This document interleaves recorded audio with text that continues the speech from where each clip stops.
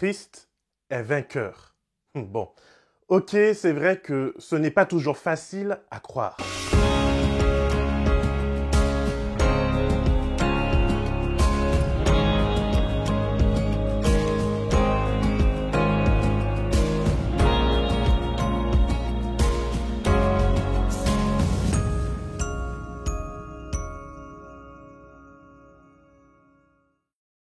Jésus, Dieu fait homme, a vaincu la mort et il règne désormais sans égal. En plus de cela, Jésus a choisi de partager son autorité avec nous en nous faisant des cadeaux.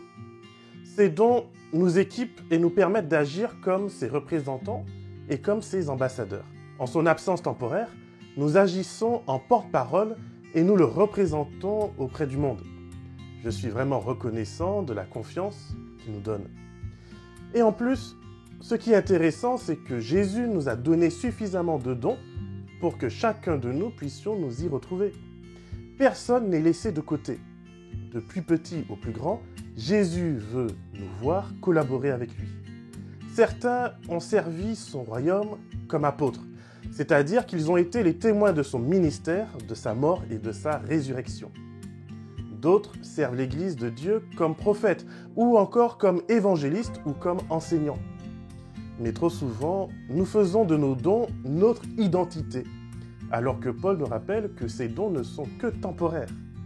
Ils nous ont été donnés afin de construire l'Église, c'est-à-dire construire une communauté motivée par une foi en Jésus.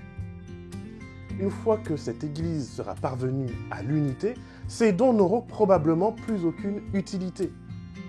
Surtout, le plus important selon le verset 15, c'est d'utiliser nos dons dans l'amour et avec amour.